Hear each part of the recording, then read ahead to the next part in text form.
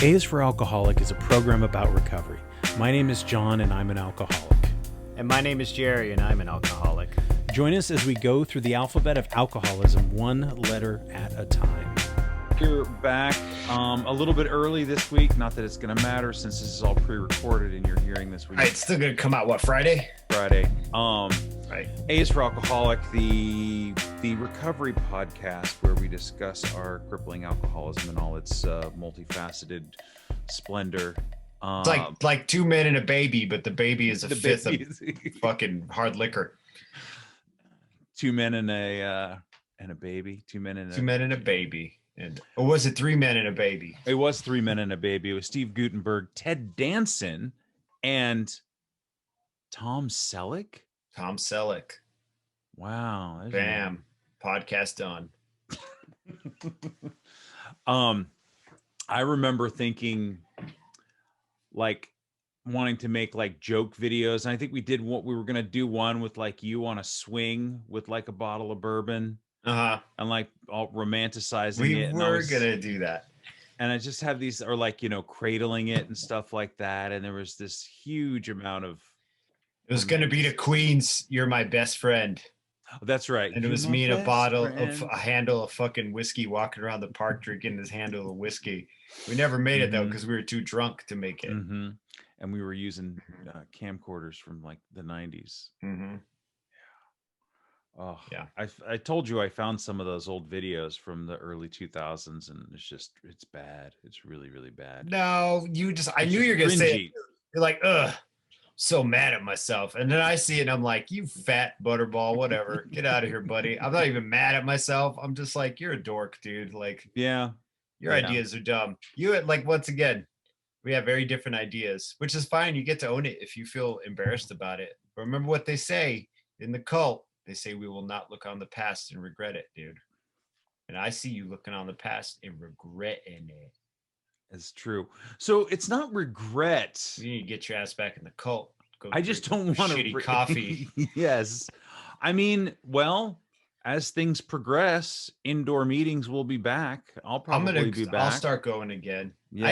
I think I need to start going again because I don't feel like drinking, but I just hate everything. And that is that's definitely a dry drunk because I fucking literally don't like most of everything. Like It's so fun. No, I'm just in this headspace where I'm like, fuck everything. Like I had to order a new iPad because mine is broken because it's 3 years old. So it's just going. It's just fading away. My iPad's got Parkinson's. It's gone, you know? And my wife's like, yo, your iPad's coming on like the 8th. Are you excited? And I was like, you know what, baby? I love you, but it's just hard to be excited about anything right now. And she just was so fucking took the air out of her. And I was like, it really is, dude. There's so much going on. And I'm just feeling sorry for myself big time. I need to sit in the cult. I need to sit with the cult. Sit with the cult, sit in a meeting, listen to some people. Well, the Zoom meetings aren't the same. I liked them at the beginning. And believe me, we'll be talking this time next year if we're still doing this. And I'm going to be like, man, I'm sick of the cult. I need to get out. I need to get the fuck out of here, dude. Yes, I think the Zoom meetings were great for a time. And there was a period where I was like I found another one on Sunday morning and it was really cool to listen to people. And, you know, there'd be like 40 or 50 people on a Zoom call. And you're like, oh, wow. And I was it was some meeting based in Seattle and there'd be some dude piping up from like Edinburgh. I don't know. Scotland. Yeah. And but Edinburgh. There is definitely a feeling of, that you get from being in a room with people that you don't get otherwise, that I didn't get at the park, that I didn't get being 6 feet apart, that I didn't get. And so yes, I will look forward to that. And I'll even bring some treats for the table. Bring some individually wrapped. Individually wrapped. Right? No random ass bags of puffs, cheese puffs, and like you touched every single one. I made every single one of these popcorn balls. That's another thing I don't think I can. There's so many like behavioral things that are going to shift and change. And like, I mean, like I won't be eating stuff. I mean, I used to just grab like a handful of snacks if I saw them out in the public. out in the wild. Just sitting on a bench. And Well, like, not just Big League Chew. Fuck yeah, I love Big League Chew. And it's open already? Already? I don't have to rip it open? I fucking love Big League Chew, dude. No, if you're at a function or something, there's a bowl of chips, you go for a chip or two, right? Yeah. And years ago, if you would have found one of those little shooter bottles of Fireball on the side of the road that had like that much in the bottom, you'd be like, doot, doot, doot. That would have been awesome. Yo, I keep finding those on my run, like just pints of Fireball just laying on the side. Just Fireball, though. Is that like a hot thing in Arizona? It must be. Well, Arizona right now, the really hot thing with the Mexican Americans and the people and the Mexicans is Michelob Light Ultra. Is Light really Ultra. hot. Okay. Yeah, Michelob Ultra. Okay. I don't know. Maybe it comes in the tall, thin cans. So when I was a kid, it was all Tecate and Bud Light. When I was growing up, that's what everybody drank here. Now they're drinking Michelob Light Ultra and apparently pint bottles of fucking Fireball. Just I feel like firing people it up. just like that sweet shit, and so Just anything that's up, sweet, throw it out your car window. Jesus, yeah. I see it a lot too on the runs around on the highway. The sweetness hides the fact that booze tastes like shit. Mm-hmm. That's the thing. It's you can't fucking look me in the face and be like, man, I love a good IPA. No, you don't. You love the alcohol content of the IPA. IPA tastes horrible, and you know it. You've conditioned yourself to enjoy IPA because it's bitter and nasty. But I love hot sauce, and lots of people hate that shit. So, I mean, I guess it's all perspective. I mean, it is. It's all perspective. But yes, I just the sugary stuff, and I feel like again we were talking about White Claws and that how it's permeated a lot of different cultures and people, and it's easy to drink. It's easy to drink. It goes down quick, and I feel like the people who make this stuff and the people who market it know that. And so they're like, what is the easiest way we can get people to be drunk? And I mean, maybe it's not as malevolent as that. Maybe they're just it absolutely is. They're giving you more bang for your buck, so you spend more money on it. You spend more money. Yeah. But you would think they'd make the alcohol contents lower, so you'd have to buy more. I don't know. I mean, I don't know what I assume a White Claw is like a beer. It's like 8 or 9%. Yeah, because it's malt liquor. They're all malt. Dude, it's all Zima. It's all fortified malt liquor. It's not fortified, but it's all malt liquor. Yeah. Yeah, but you know, pinkies up, dude. We're gonna drink fucking cucumber ocean spray. You know, which is once again, I'm trying not to judge, but I judge like a motherfucker. But I'm trying not to because it's not in my best interest to like, you know. It's not in your best interest. It doesn't serve me. People are going to do what they keep doing. That's the one thing we need to realize as alcoholics is people are going to continue to get fucked up. It is within our nature to escape. It's what we do because we're in this, like all we are is this little piece of meat in a bony skeleton running around feeling pain and feeling happy and sad and frustrated and trapped and all that shit. People got to escape. Bad feelings out there right now. I mean, there's tons of them. In a lot, but I mean, well, and now that the quarantines are becoming more prevalent and people are being able to go back out into society more, you're gonna have more people getting fucked up. I bet you'll have more relapses now than during pandemic because people will be able to let's celebrate. Yeah, you know, it's a roaring fucking 20s, bro. If I could do it with Trulies, yeah, you know, and fucking my agave nectar, or whatever. I would just celebrate with. And again, we were talking about, I get, how do I explain it? I don't understand anymore how somebody can get fucked up knowing that they're going to have a 2-day hangover. And you said to me, well, it seemed fine for you for 17 years. Right. So, I mean, I understand it intellectually, but I feel like I have learned my lesson, but again, that's just for me, right? I can't impose that upon anybody. Right. Nobody could have imposed that upon me, and I can't judge anyone for anything because every time I'm judging somebody else, I'm looking at a failing on my part. Yeah. In a way. Like if I go, oh, I don't like that guy, or you shouldn't be doing that. It's like, well, no, I don't need to be doing that. And people, and that could be you, dude. That could be you. That could be you right now. Right now, you could just get up from the podcast, walk to the store, and go buy a fucking. You just go do it. Your brain right now is like, maybe we can. Yeah. See, and that's how I can still understand it. It's not foreign to me. Yeah. The idea of the price, the cost of drinking, because at the end of the day, I'm sober now and I'm in recovery and I love being in recovery, but I love to get fucked up. I love it. I love getting fucked up more than anything else. And that's why I'm here. That's why I'm sitting here with you doing this. My passion for getting fucked up. It is, dude. Strong. And it fucked my life up. And it's hard for me to explain that to people, that once I start, I can't stop, because there's something in my brain that switches. And also because I love it, every fucking moment of it. I didn't like to have to pay the fucking price, because the price was fucking my life up, right? So the bill kept coming and I kept having to pay it and being like, fuck, every time, you know?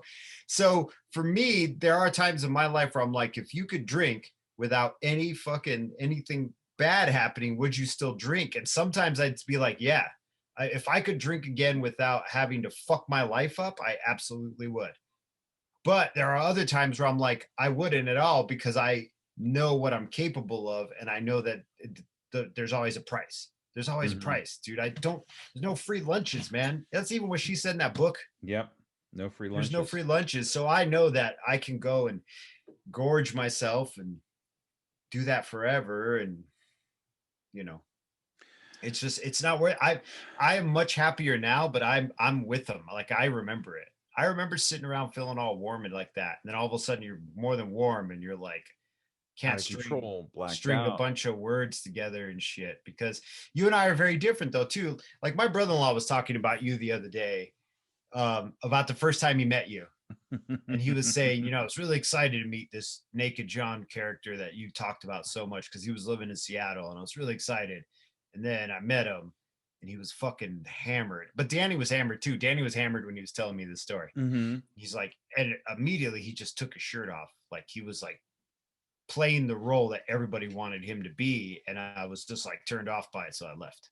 He's like, and then I hung out with him more after that. And I grew to like him. But that initial reaction was, John is just pretending to be someone else that he's not. So I see how you can look at it and be like, fuck that, you know, me. That's not me, you know, and like, I don't understand that person anymore. And that's fine. If that's what helps you get through it, then that's you, man. That's your journey. Yeah. Me, I remember that my guy. I remember little thumb face Jerry with that fucking goatee that was just hair right here, which is funny because I've done the opposite. I just shaved that off recently just to see what would happen. So I have the opposite of that now. But like, me and that goatee and that neck that just went into my chest, and like the hangover and the regret and the diarrhea, like constantly sharding. Remember that guy? Yeah, I don't want to be that guy again though. But the alcoholic in me is like, yo, you can absolutely be that guy. And you know, I don't mean to start the podcast off with being like, I love to get fucked up, and I would get fucked up again without consequences. Cause it's a yes and no. Do you know what I mean? It's like living in two states at once. Cause I was thinking about it. The choice we make to get fucked up, the choice that we make to drink, the choice that we make to feel differently. Right. So that is always going to come. We're going to make a choice. That means just by the existence of that choice, we're not doing something else. So I'm missing out on something else here. So if you were to say, I would get fucked up if I could without consequence, I don't believe there's any such thing. Because that would mean what? I would just sit in my chair and I'd watch my shows and I would drink whiskey and there'd be no consequences, except you would go and do that all the time, every day. Exactly. Every day and every day. Now, when you say consequences, you mean consequences for me. You mean I don't want a hangover. You mean I don't want to right? Exactly. So yes, I don't that's the little man life. The little alcoholic. My consequences, but you would miss out on, you know, time with your wife and your family. Miss out on your daughter growing up because you would be fucking sitting in that chair, just no consequences, watching your shows, drinking your whiskey.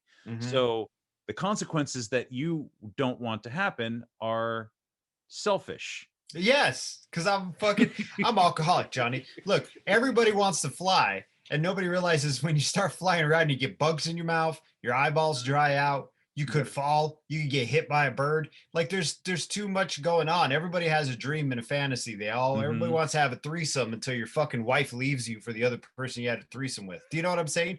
Everybody wants that weekend in Vegas with the coke and the hookers and shit, not realizing that you wake up with an STD and a hangover. It's always a price to pay. There's always consequences. So for me to say, would I drink without consequences? That's some fantastical Dungeons and Dragons realm where it affects no one, and I live in a tiny single-celled, you know what I mean? Like as a single-celled fucking thing that doesn't affect anything. And that's impossible. Right. That is just not within this realm of understanding. Maybe in some string theory universe, if I break through the barrier with enough DMT or something, pop over to the elf world. Yeah. Right.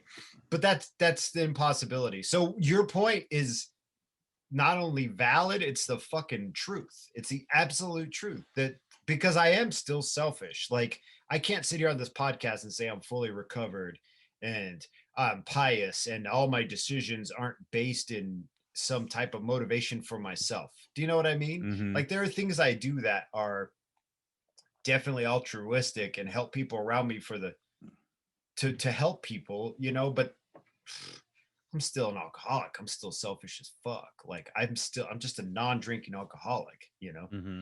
Yeah. But you're much better than you were before. Absolutely. And you are, yes. You do more for other people. Yes, more so now than I ever have. And the same for you. You do a lot for people. As a matter of fact, when you send me those emails over that are like, yo, you guys help me out, all this shit, you know, when we get positive, I think we only really get positive feedback for the most point. But when I get that, I don't think it's me doing it. I think it's you. Like, I'm like, this is John reaching out. I'm just kind of on the side saying funny shit and giving him pushback, you know? Well, if I'm to step away from the whole thing and just, I mean, it's not just that, because I can't, I couldn't do this without you. It would be very dry and it would be very boring. And me alone, I'd be like Bill Burr complaining about fucking cookies and traffic. And the people who love Bill Burr love that, but it's boring after a while. You're like, yeah, you're angry and red, dude. Like, I get it. So it wouldn't work one way or the other. Right. I guess you're right. Yeah. You know, so I think, you know, and I did one podcast by myself. Because I was on the road. Because you were on the road. And it was fine. And it was a short one too. You're like, well, I'll do a 15-minute one today. And I was like, fuck, really, dude? I said what I had to say and I was done. I did my half, right? I did my half of the show. So I want to talk about the selfishness, the altruistic today.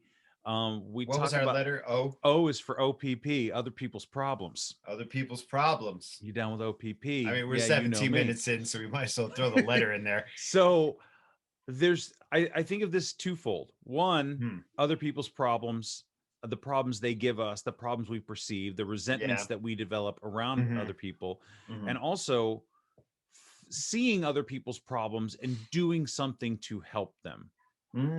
So let's start with the bad one. Let's start with the resentments. Let's start with getting involved in things. Oh man, I could do a whole hour on resentments. I know. Let's warm it up. You know, getting involved in other people's business where you don't need to be getting involved in, and why we choose to do it, and what it serves. Okay, so even if we do these bad things, at one point or another, they served us in some way. You know, we drank because it made us feel good. We felt that we needed to feel good because we felt horrible, or, you know, we overeat or emotionally eat. I do because it feels comforting and it feels protective and it feels safe. And so I think when we see something wrong in somebody else, it's easier than seeing the shit that's wrong with ourselves. And so we go like, that guy's a fucking asshole, or you know what, especially if it's just stuff on the internet. People get mad about anything. It doesn't need to be much. Everything. Yeah. And so what happens in your mind and in your body when you see something on the internet that you don't agree with, and in fact you see as some fundamental affront to your way of life, and you go, you just need to fucking learn, and I'm gonna type out this comment and it's gonna show you. And there's this release, right? You get excited, you get outraged, and then you release and you go, see, I told you so. I'm right. You're wrong. Fuck you. And where does that leave you except just seeking more outrage and anger? Right. And they call you a fucking cuck snowflake and they laugh at you because they fucking trolled your stupid ass. Mm-hmm. Yeah. So, and a lot of this does come in political discourse. It's all everything. Even recovery's political discourse at this point, man. Mm-hmm. Everything has been politicized, so we can't avoid it. I think even in relationships, when I have been in relationships and been in the height of arguments where the only thing I could feel was I need to be right. And if I'm not right, then I am not vindicated. When in retrospect, after that, and having conversations in those relationships like, oh, what were we arguing about? We really should have been on the same team. You're like, I was fucking wrong. so I was really fucking wrong there. I was really, and yeah, right. I mean, how many times have you been really wrong? That's why I'm laughing, because it's every day. And it's just so easy to get so fired up. And the thing that I have learned in recovery, the tool, like the pause, and what's the halt, or just stop. What's we've something done else the halt. Going on? Yeah. Hungry, angry, lonely, tired. Something else is going on. And what I've come to realize is, like, I just need to take a minute, and I can't sit and judge other people. I have people I work with that I don't always get along with. I have people that I work with that their fucking energy is off. And I just, like, why are you being so fucking smug right now, you asshole? Or just, and I go, okay, well, this is just a person you work with. You don't have to marry this person. It doesn't matter. Just let it go. You don't have to listen to their chatter. And I kind of just walk away from it. And I know that doesn't work for everybody, but we've got to, as alcoholics, we have to take a minute and breathe before we start doing shit, right? Yeah. We have to, if we're going to make it. No?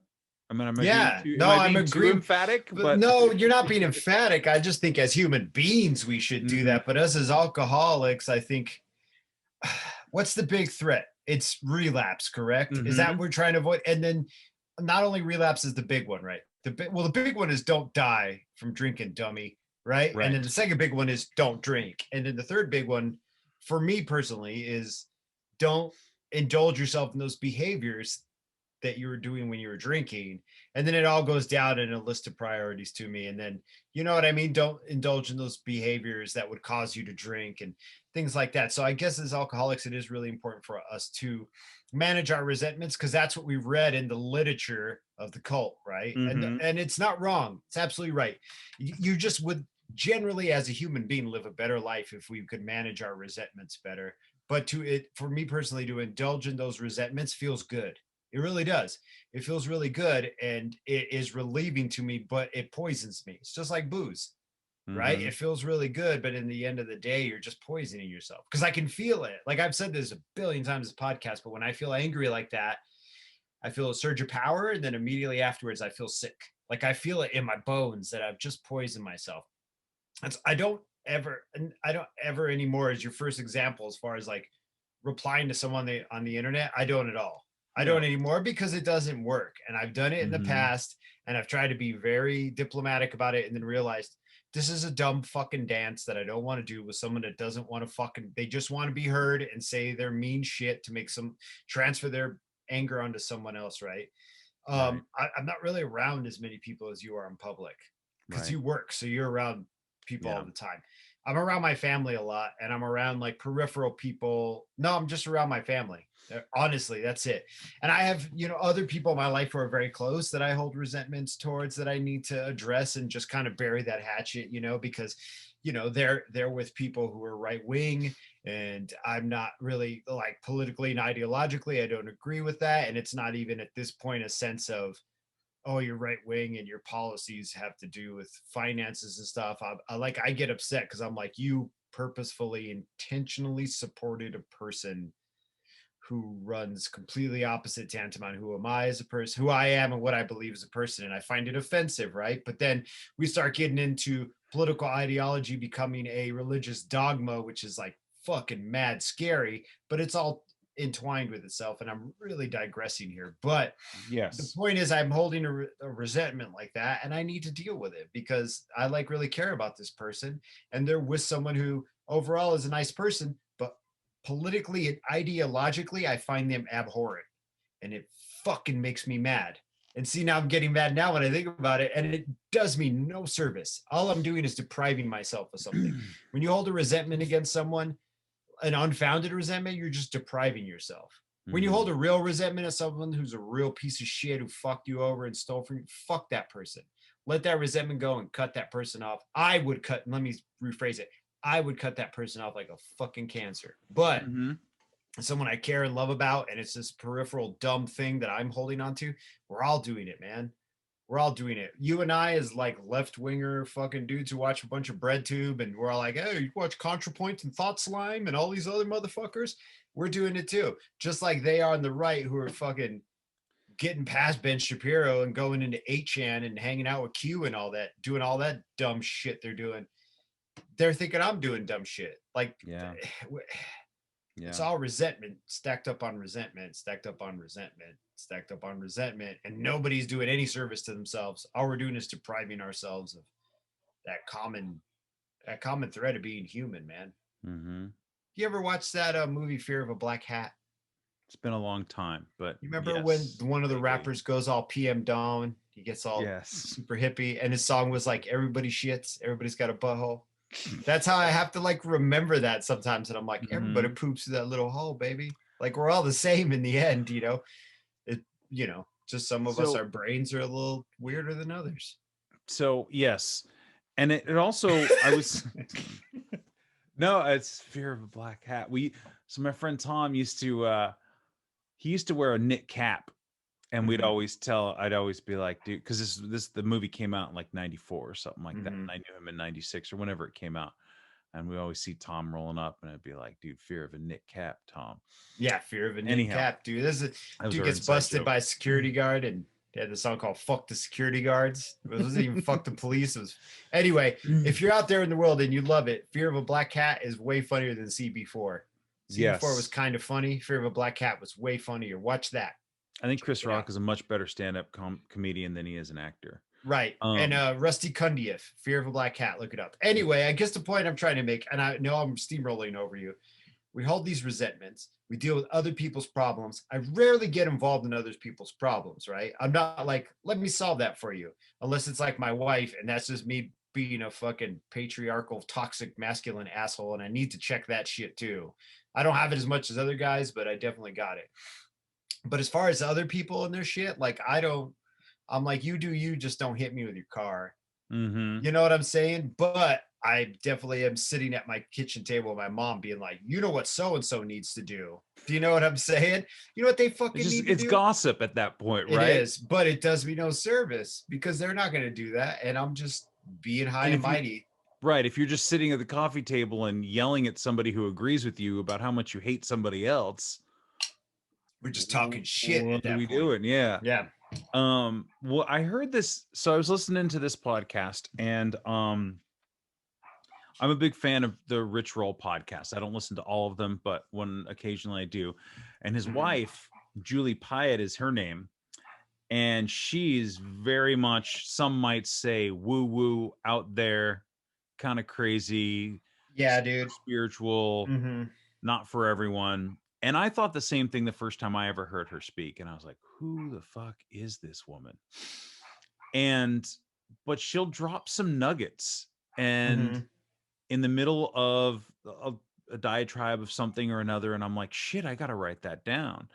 And this last one I was listening to, and it wasn't talking about, maybe it was talking about alcoholism, but they were just talking about changing people's minds and, helping people. And she said that nobody changes in a cloud of judgment. You can't come to somebody thinking you're going to help them change. And if you are judging them, you're not going to be able to change them at all.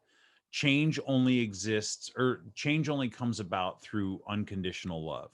Yeah. Now, I don't mean to say that unconditional love means that I love you regardless of, I love you regardless. It doesn't mean that I don't have boundaries and that there aren't behaviors that I will not condone nor be around. And like, if you're going to fuck around, you're going to find out.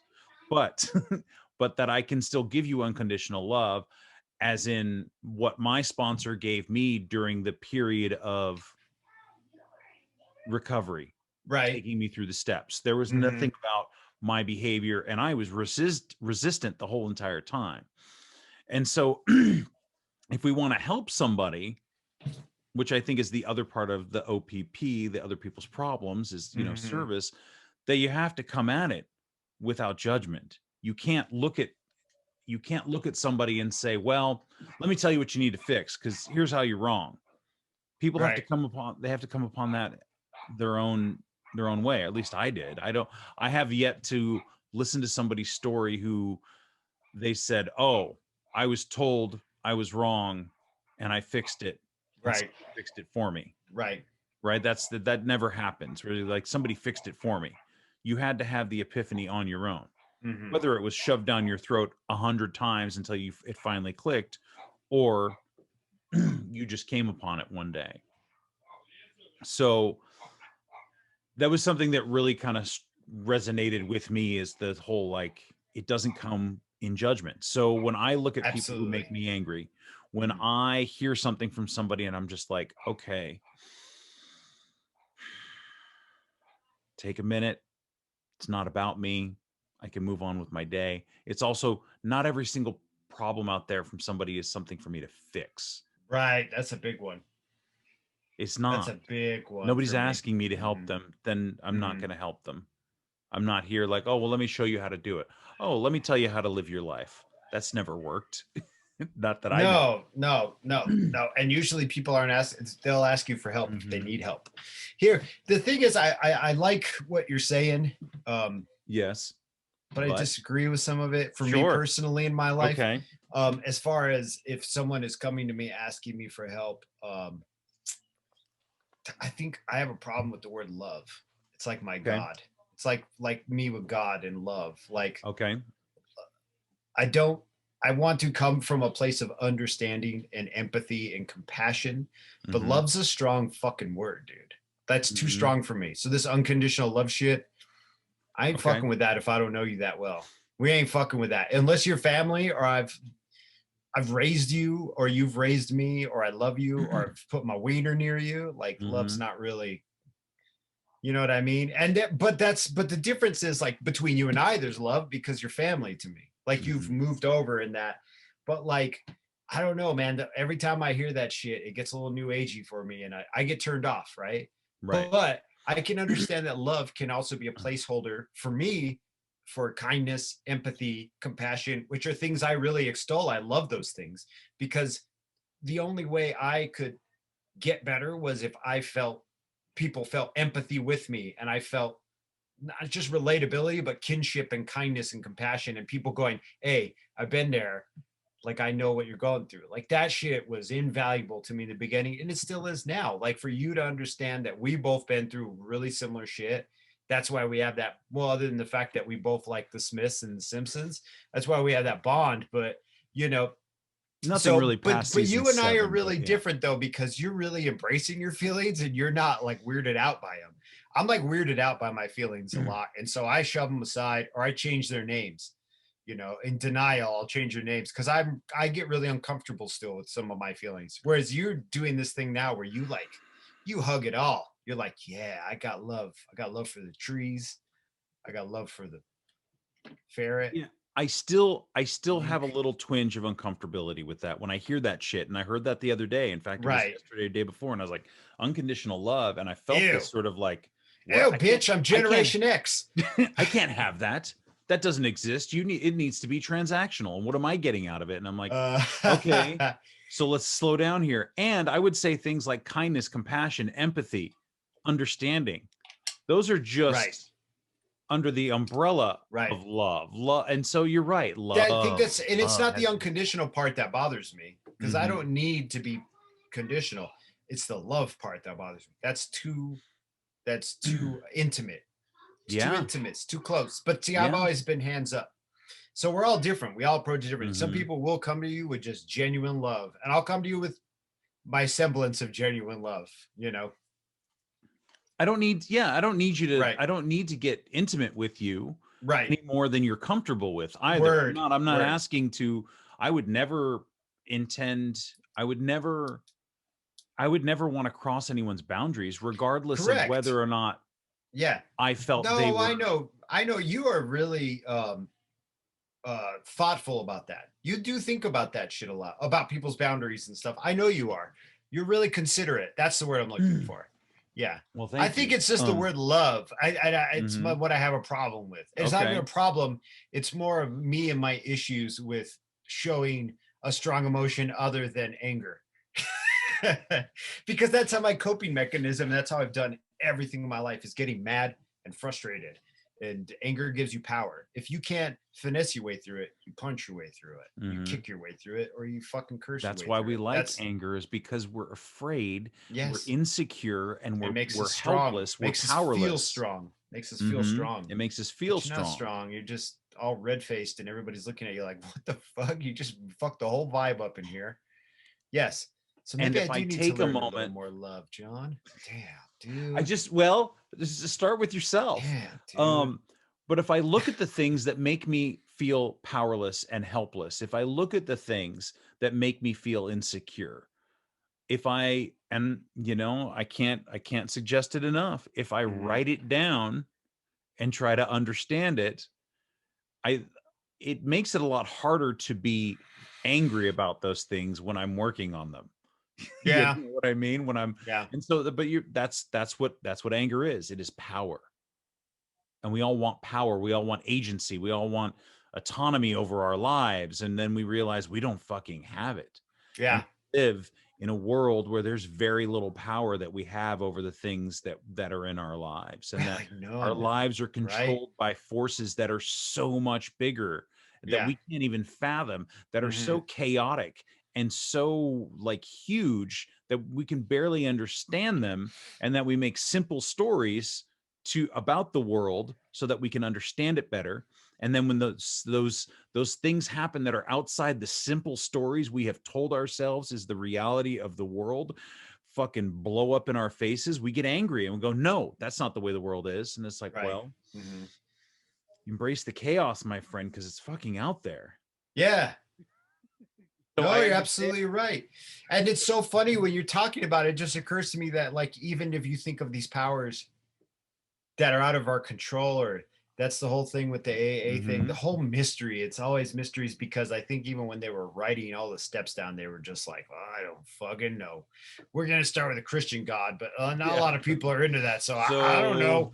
But it does make sense, though, because it could just be, I don't have a name for what it is that's bigger than me, because it could be just circumstance and coincidence. It's always been that. So I just call it a bear or whatever, because there's no name for the fact that some person I've never met is waking up 10 minutes earlier to get coffee. Do you know what I mean? And that thing will affect me in one way or another once that person comes in contact with me, however it is, whether it's a near miss in a crosswalk when I'm running, or, do you know what I'm saying? Like anything, honestly, anything, or a shopping cart bumped into my car, all those things, that's the power greater than you that's working constantly, which is circumstance and coincidence, to me.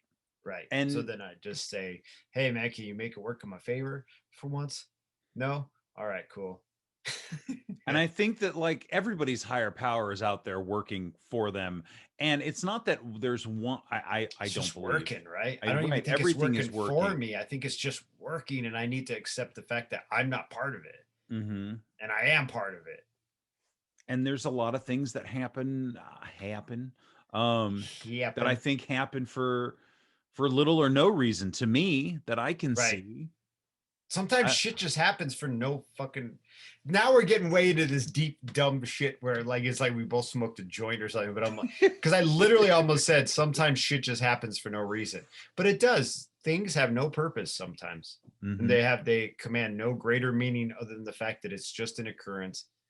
And some things are very profound and cause you to go, "Fuck, I need to change my life because the way I'm doing it now is not working, and I feel like shit, and I want to die." And I don't want to die anymore. I don't want to die anymore. That's that was what changed my life. Right. And that's pretty much what changed my life is I was like, man, I'm sick of wanting to die all the time, being too scared to kill myself.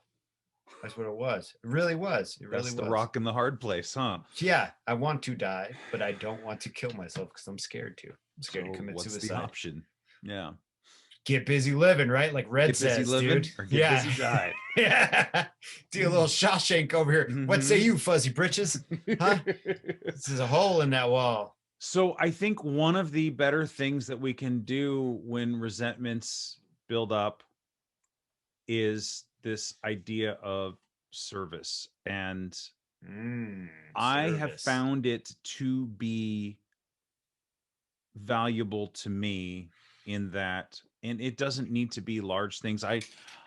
And it doesn't even have to be recovery based, dude. And it, I mean, again, like you said, a lot of us are all stuck in our homes and we're dealing with our family and we don't see a lot of other people, but that doesn't mean there isn't something you can do for somebody. There isn't some sort of spontaneous moment of generosity you can't give into rather than going, nah, I don't need to do that. Right.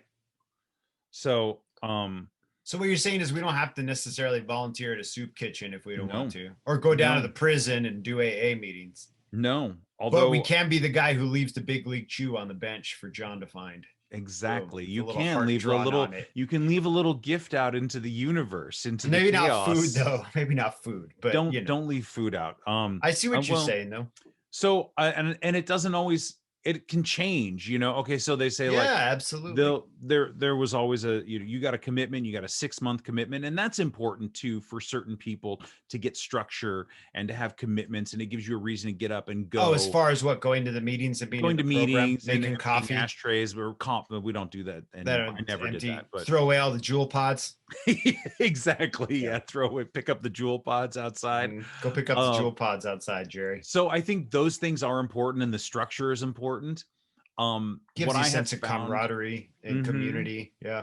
So I'll give you a quick example. When we were in our last lockdown and I was looking for something to do, I was like, there's got to be some kind of volunteer work I can do. And I was like, what do I like?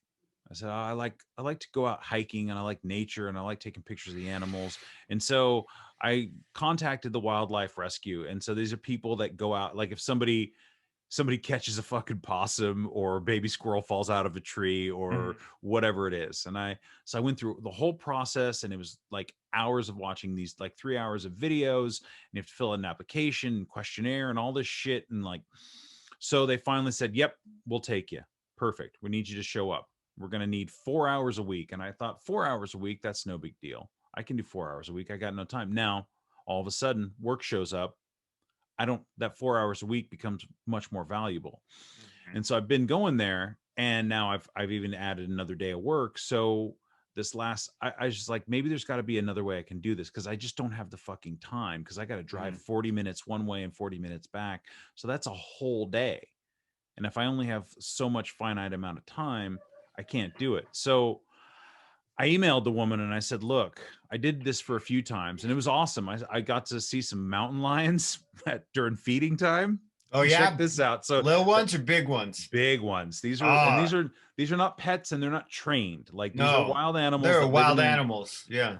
They live in an enclosure. And so to feed them, they give them basically like raw Scotch eggs. They put a raw egg and then they cover it in like fucking hamburger meat, and they hide it all around the enclosure.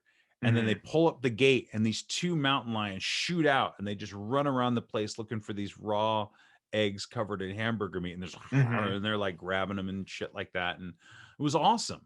Yeah. But I just can't get the other things I want to get done in that time. So I wrote her an email and I said, look, I can't give you these 4 hours. Maybe I can go to like the fruit stand by my house and collect a bunch of old like produce and stuff and drive it out there once a week. So I Yeah. can just drop it off.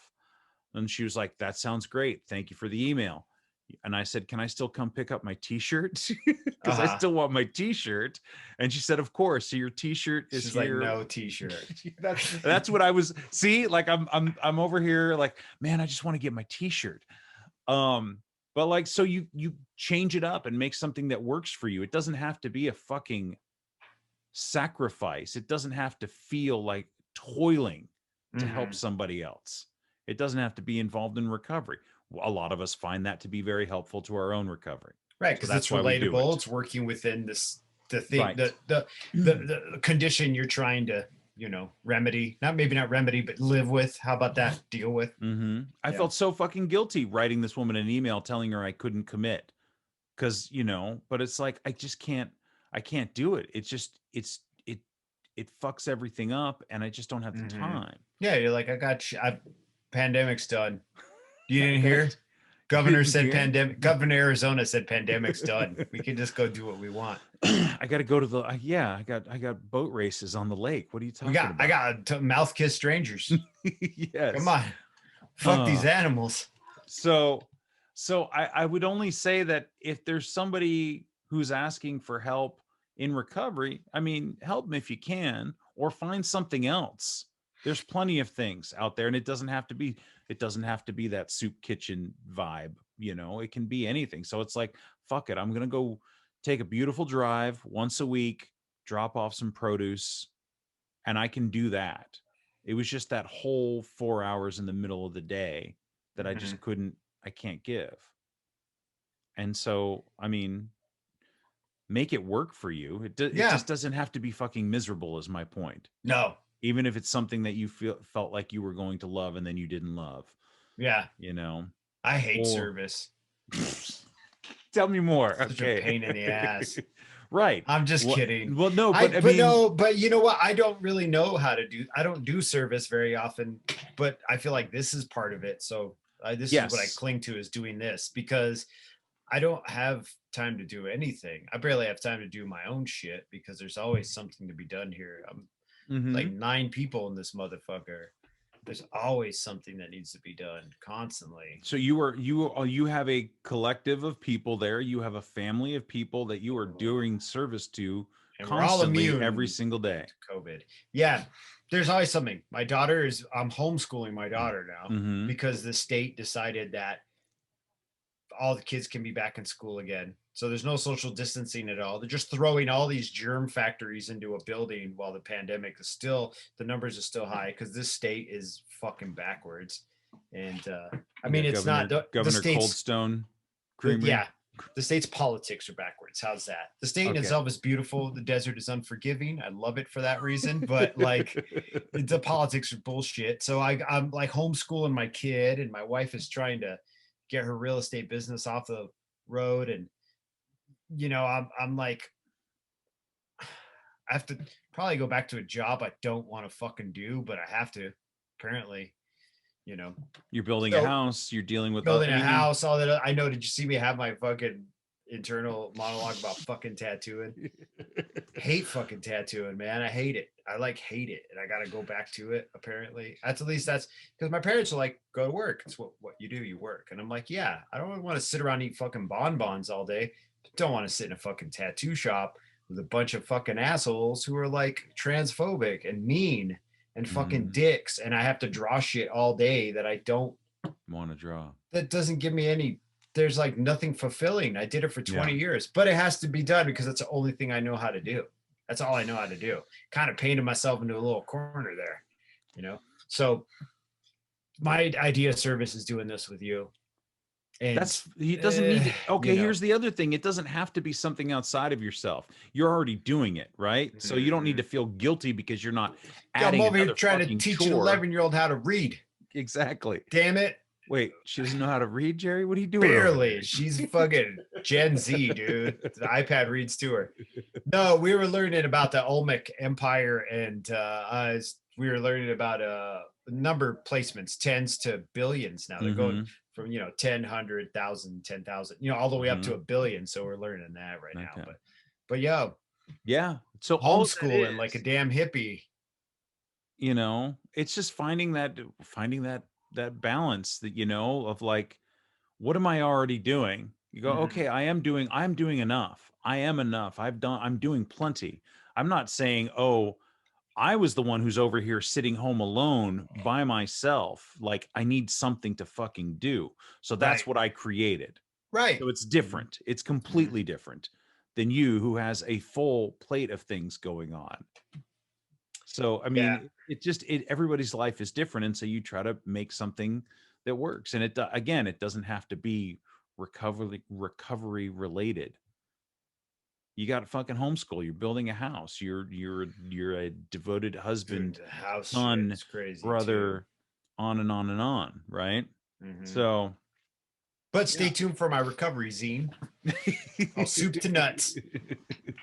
Soup to nuts. And I mean, who knows? Maybe you'll find somewhere that maybe you'll find a job that can suit you in the moment. Yeah, dude, I have And to go back to tattooing. That's all I can do. So I'll Mhm. just go back to that and just change my attitude about it. Once again, right? It's the hardest thing in the world to do is change your mind. Isn't that the cliche? But it really is. It's just my perception of how it is and the way I approach it. Just like any Mhm. job you do. I'm not, I can be poor. I've been poor forever, and I can say I don't want to do this because I feel like this is a compromise of my Mhm. happiness, and I don't want to do it this way. I want to do it this other way. Do you know what I mean? Like, you didn't go back to bartending. You ended up No. serving again, and I don't know if you find that fulfilling or not, but No. like you but do you know what I'm saying though? You have to change your perception of it because you're like, Yeah. this is what I do. Like, I wrestle with a lot of the same shit you do because I'm like, yeah, I can't, you know what I cast my lot into? Booze. And that's what I invested in, was booze. And so that's all I have now is the remnants of what booze did and what I did with booze because I'm fucking Mhm. faulty in my brain or whatever's wrong with me. So now I have to deal with that. Now there's all this fallout, and that fallout is I didn't save any money. I don't have, Yeah. I don't have health insurance. I don't have a 401k. I don't have any of that shit. I don't own anything. My wife owns the car.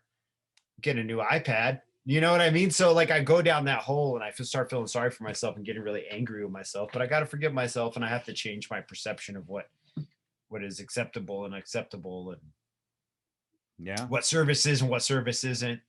Because I have these ideas. Because when I first got into recovery, they had a meeting on service, and the most boring, dry motherfucker got up there and talked about the most boring, dry shit. You ever been to an AA business meeting? I've been to a bunch of them. No, I They're have not. awful. They're fucking awful. You get a bunch of drunks together to try to figure some shit out. Good Lord. Good Lord. It was awful. There's no camaraderie. It was going to a business meeting, but with people who are all irritable because they're in recovery, Mhm. So you had one of those guys get up and do a service, a whole meeting about service. And it just was, I was like, man, this just sounds like volunteering at a hospital.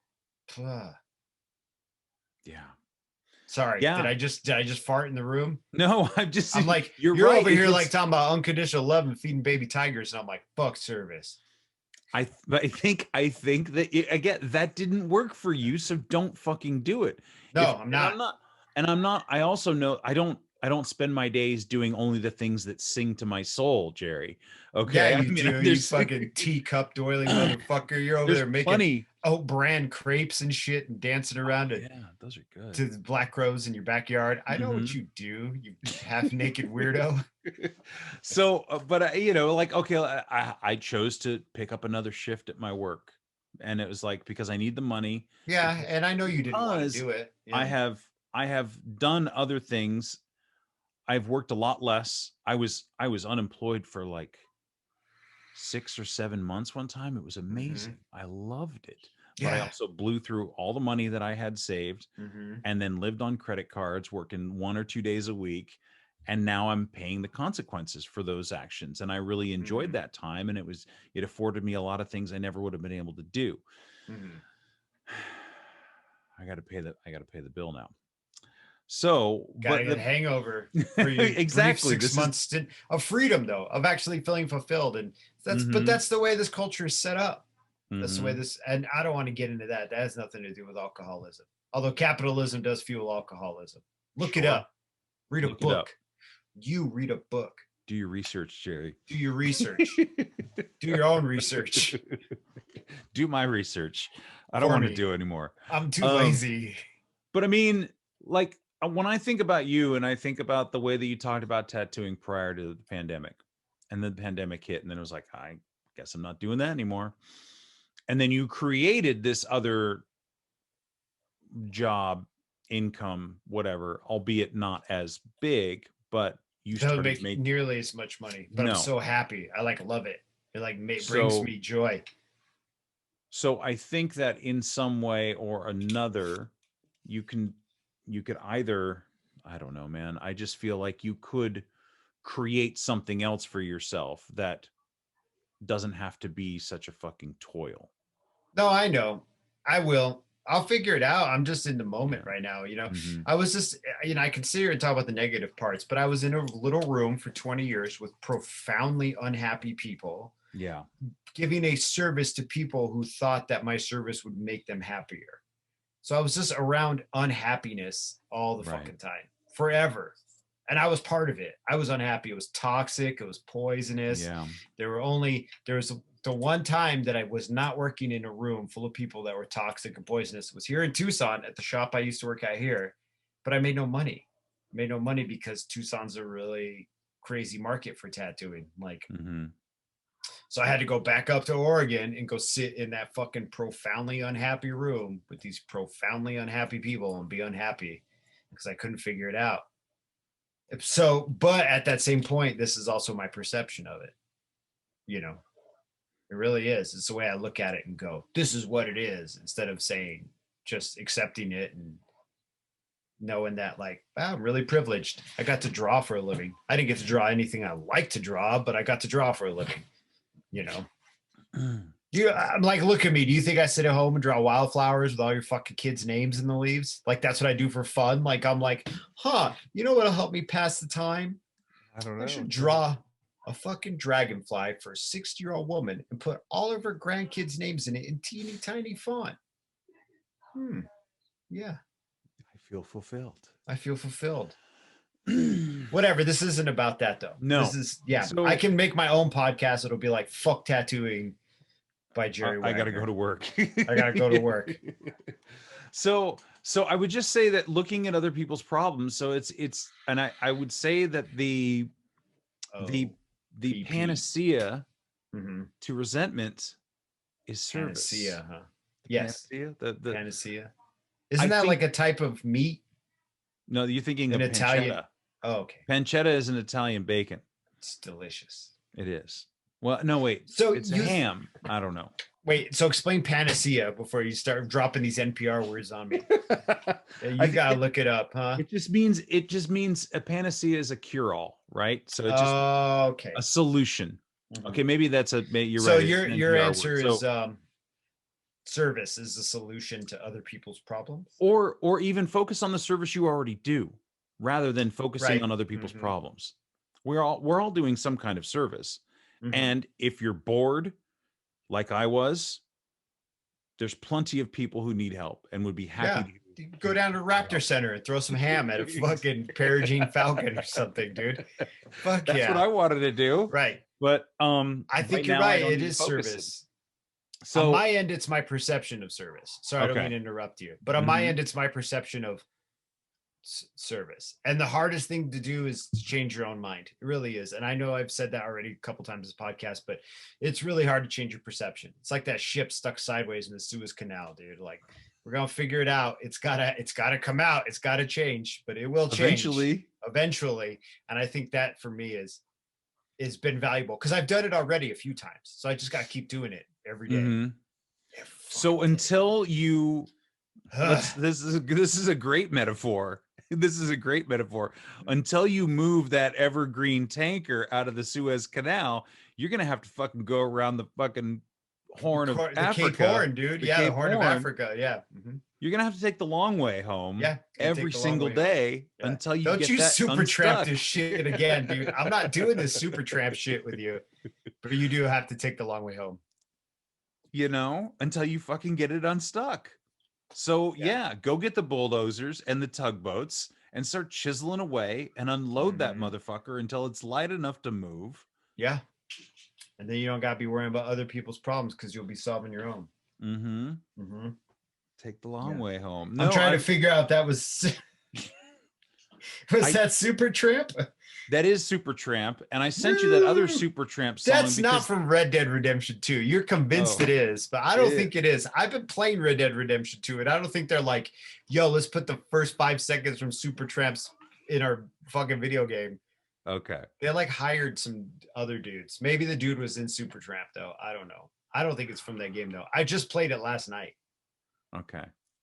All right. I'm going to find out. I'm in Rhodes right now. Did you ever finish that game? No, not yet. No, you don't finish any games. No, I don't. You never finished Fallout 4? I didn't finish. I was just going to say, I still have it. Last of Us, you haven't finished yet? No. I got stuck in this one part and I couldn't get past there was like a dark room full of zombies and they killed me time after time. Just and I would turn run out the of difficulty down to easy. That's what I do. Walk through it. Yeah. I cheat. Yeah. I cheat a lot so I can get the Skip story. That mission. Yeah. Yeah. So yeah, man, unstick your tanker. Evergreen. Unstick your tanker. Do some service. Look, you're either the tanker that needs to be unstuck or you're the person unsticking the tanker. Either one is the solution, right? Yeah. Mm-hmm. Mm-hmm. So I think that's today, it. That's it. I'm the tanker and you're the bulldozer today. All right. I was stuck sideways and you were extracted. Thank you. I appreciate it. Gotta pick it out. Gotta pick it out. So check me next week. I'll be on Ink Masters. Doing the TLC. Yeah. Doing the baby mama name challenge. See you then. Thanks again for listening. Our music, as always, is by Neglect. You can find more of his stuff at neglect.bandcamp.com. And you can find us on all social media platforms that matter: Instagram, Facebook, and Twitter. And you can reach us at aisforalcoholic@gmail.com. Talk to you later. Yeah.